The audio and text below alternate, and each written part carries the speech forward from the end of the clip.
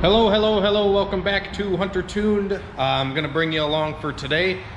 We are going to be doing some stuff to a 350Z and putting some Snake Eater 1000cc injectors into it. So this car is my buddy Tim. He brought it by, he wanted me to get it running good for him, and it features an L33 with the factory, I believe it's CD09 transmission, and he wanted to upgrade the injectors and figure out some bugs with the car. So we are throwing in a set of the 1000cc Deca style Snake Eater injectors. Comes with everything we need. And yeah, these will plug right in for our LS1 style intake that this car has. It's already kind of set up for these longer style injectors, and it has an EV1 clip on the harness, which these ones do have EV1 clips. So we're gonna throw these into the car, and then we're gonna try to figure out why it's kind of running weird. We wanted to upgrade the injectors because when he brought it here, I noticed that it was misfiring on like 3 or 4 different cylinders. So I was like, okay, something's going on here. I said we should just get a set of injectors in here because he had some really old, like LS1 style injectors. And this car has a fairly big camshaft, long tube headers, and a bunch of stuff. So he's gonna be on the edge of them injectors anyway. Why not just go step up to the big boys? He does plan on maybe doing a power adder on this car later. So fuel system will be covered right away. Can't really outdo the fuel system on a car. You can always turn stuff down, but if you run out, you can't make more magically. I also busted the Mustang out of the trailer the other day. Kind of just moved it back in here. I was gonna go racing with the Honda. In the last video, you guys were probably wondering, can we get some updates on the Barney? You just did all the really cool VS Racing parts on Barney, and well, I'll be honest with you guys, car makes a ton of power, like way more power, and it broke 4th gear in the transmission. So it shredded 4th gear off on a street pole with the slicks, and that's kind of where it is right now. I have to fix the transmission, and then I'll dyno it again later, but I just got antsy, wanted to go test it real quick on the street, and ended up breaking 4th gear. So that's the story with Barney so far. Definitely all the upgrades helped tremendously. The car is going to fly, and I'm very excited to see what kind of track times we can make with it now and what kind of dyno numbers it's going to put down. So I will catch up with you guys in a little bit once we get the injectors installed, and then we're going to have to plug in the HP tuner and get this thing all tuned up for the new injectors. Alrighty guys, so we got the Snake Eater injectors. We got the injectors all installed. Whenever you put new injectors in, I always recommend to grease the O-rings so you don't tear them or anything like that. And then we got it all plugged back in. Everything's buttoned up, no fuel leaks, nothing like that. And yeah, I fired the thing up, and as you guys can see, I have the dyno fan running and both the ceiling fans running right now because it smoked out the shop with unburnt fuel. So I already just kind of quickly went into the tune. I read the file on the ECU, and I went to flow rate versus KPA, and I changed it to 100 just for a quick, you know, fired up, check for leaks kind of thing, and diagnose misfiring, because that's what this thing had prior to changing the injectors, is it had some misfires. And like I said, I wanted to just kind of rule out a couple things, so we got new injectors. Now we're going to start looking into coils and seeing if any of the coil packs are bad. It is kind of common on LS's to have bad coils, so we're going to check them, and I'm going to fire it up for like 30 seconds or so, and I'm going to temp the cylinders. This thing has long tube headers, so it's easy to determine if there is like 1 cylinder or 2 cylinders or whatever that are not firing by the temperature of the exhaust manifolds, each runner on the headers. So that's what I'm going to check next. They should be pretty easy to temp. I just got to find my damn temp gun, and then we'll fire it up for a second and see if we can diagnose this misfire. Alrighty guys, so we got the good old Harbor Freight infrared thermometer.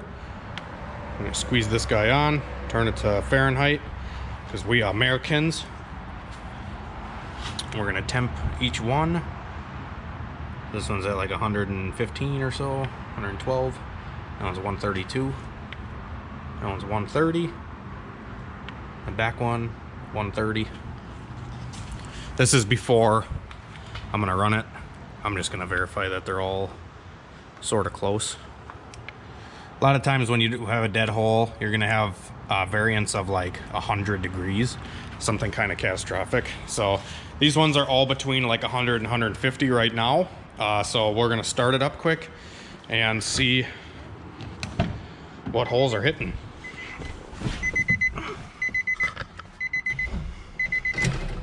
Make sure she's in neutral. This thing's really cool because all the factory gauges work kind of similar to what we did on that truck.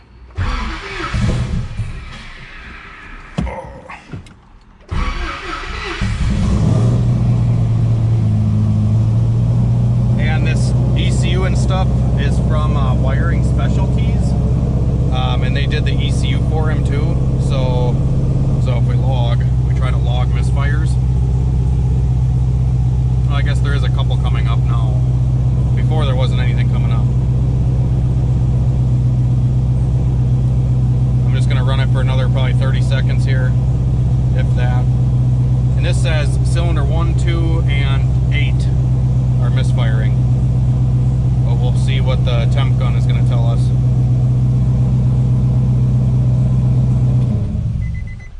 All right, so now that we ran it,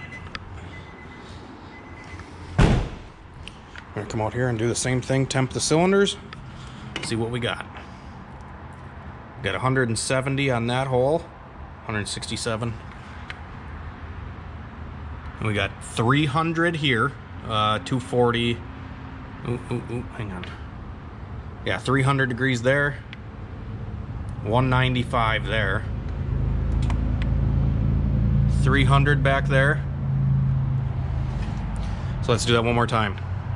We got 150 up front on the number 1 cylinder, or that'd be number 1, about 160 degrees. We got about 280 on cylinder 3. Cylinder 5, we have 180, and cylinder 7, we have 260. So 3 and 7 are hitting, 1 and 5 are not. And we'll come over here to cylinders 2, 4, 6, 8. So cylinder 2, 190 degrees. Cylinder 4, 260, so 4 is working. 6 is appearing to be working as well. Let's go back here.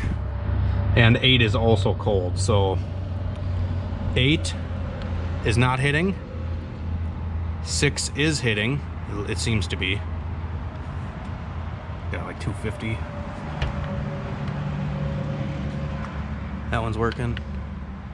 That one's not. Okay, so conclusion, it seems to be this way at least. 2 and 8 on this side, and 1 and 5 on this side. So I'm gonna swap out those coils. I'm gonna do 1, 5, and 2, and 8, and see if our problem gets any better. I actually have some coils from an L33 that I picked up for my new car, and I have those coils sitting over here. And I'm just gonna take, 4 of these and try them out and put them on there and see if the misfiring goes away. Alrighty guys, moving on with the 350Z here. I actually went outside and I pulled guaranteed good coils because I didn't want to waste my time trying to take coils from a motor that I got from the junkyard. I took some out of one of my trucks out here. This is a guaranteed running truck, and I yanked the coils off of it to put on to the 350Z just to verify 100% we have guaranteed good coils. And I just took the old ones off, so like these are just the ones from that truck, and then he had his own coils on a set of ICT billet rails here, and he mentioned something about the coil harnesses where they were different, or he maybe modified them or something. So I was like, you know what, screw it, I'm ditching all this completely, and I'm just going to put factory coils on with the factory coil harnesses on the coil packs, and I'm going to see where that leads me. So I put them all on, and I just temped the cylinders again, and we are still misfiring in the same 4 cylinders. So something else is going on here, guys. We got brand new injectors in it, guaranteed good coils, and it still stays with the same cylinders. So what I'm going to do now is I might pull the valve covers and verify that the rocker arms are tight, or they're all the way tight, because sometimes when guys put these things together, they don't tighten the rocker arms all the way. So we're gonna check that next, and if they're good and they're tight, we're going to move on to a compression test. All right guys, so I got the rocker cover off, and this thing has some roller rockers in it, 1.7 ratio roller rockers. All the bolts are tight, everything there. The only thing, I don't know if maybe the push rods are too long maybe or something, where it's holding the valves open. I mean, that's a possibility. I just asked the customer what length push rods are in it, because obviously the length of the push rod can either hold the valve open when it's supposed to be shut, or it can not open it enough, kind of thing. You want to go at the longest length push rod you can to make the most horsepower. But at the end of the day, if you go too long, it's going to hold the valve open a little bit, and it's not going to make compression. All the air is going to leak out. And this thing also idles really high for some reason. Even with the dead cylinders, when I start it, it does idle high. So that just tells me there's an air leak somewhere, and I'm starting to think now maybe something in the engine could be wrong. You know, whether it's push rod length or, you know, a leaking valve or something like that. What I'm gonna do, just to kind of test some stuff here, is I'm gonna find a cylinder that's completely shut. So this cylinder right here, cylinder number 5, is completely shut. So if I loosen these two rockers, the valve shouldn't move. So I'm going to loosen these, or I'm going to loosen one of them, and see if the valve comes up as I loosen it. Like, you know what I mean? Like maybe if it's holding the valve open, like with too long of a push rod. I could just actually see what length push rods are in it too by doing this. So I'm going to take just this one that's already closed, and I'm going to loosen it up. Nope, I didn't really even look.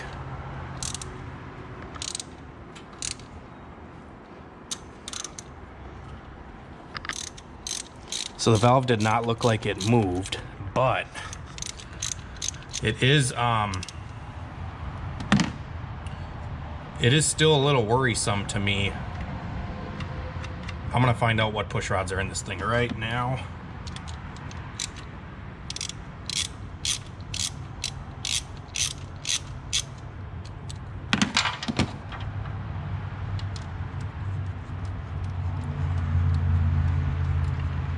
Just by pulling one of the rocker arms off.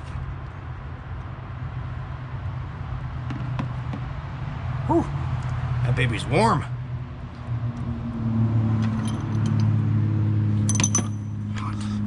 Hot. Are they 7400s or what are they? I don't even think they're labeled. They're not even labeled. What the hey?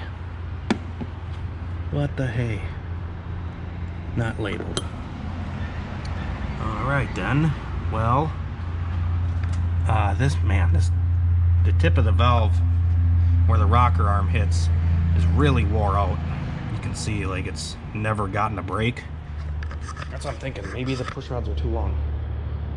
And some of the cylinders are, you know, I don't know. I'm kind of lost on this one. We're going to have to dig diver. We're gonna have to dig deeper. Another thing that I was thinking initially when he brought it here, I'm like, man, it sounds like the timing is off, like the cam timing. So maybe if it's off a tooth on the cam, I don't know if it can do this. I don't know, you guys let me know. You guys let me know what you guys think of this whole thing. And alrighty guys, I figured it out. I figured out the misfire issue on the 350Z here. As you guys can see, I have the valve cover back off again, and these are China rockers that are in here. I don't know exactly what brand they are or what company makes them, but I did a compression test on one of the holes that I had a misfire on, and it had zero compression. None. Not even a lick. So that's just telling me, like I was saying earlier, it seemed like the rocker arm was hanging the valve open. It wasn't allowing it to shut all the way. kind of the situation that we actually ran into. So I took a set of factory rockers and I just replaced the two here, just the two on the front cylinder, just to kind of test. And voila, we have compression after I swapped the rocker arms, nothing else. So at least it's sort of an easy fix. I'm gonna have to swap the rocker arms out for a set of factory ones, and the issue should be gone. So yeah, what a runaround trying to figure that out. But you know, it's all part of tuning, and it's all part of diagnosing these issues. Yeah, and it's definitely rewarding at the end of the day when you figure it out. So we are going to maybe just get a set of factory rocker arms in this thing, or a set of factory rockers with a trunnion upgrade, and then we are going to get to dyno tuning it finally. And yeah, just wanted to let you guys know that I did figure it out. I've been kind of sitting here scratching my head for a while, just kind of thinking like, what the heck can this be? Sometimes you got to get down to mechanical stuff, and this was just a mechanical issue where the rocker arm was just not the right ratio, or it was just built like crap. Because the one cylinder directly next to that one was totally fine. It had compression, and it was not misfiring in that hole, and it, you know, so, and it's the same rocker arm. So I don't know if the rocker arms have variance in them, or if the valves themselves have variance in them. But like I said, it looked like it was worn more than it needed to be on the top of the valve. So yeah, like I said, got some stock rockers here. We'll probably pick up with this thing tomorrow and get to dyno tuning it and making some jam. Have a great night and a better tomorrow, guys. We will see you later.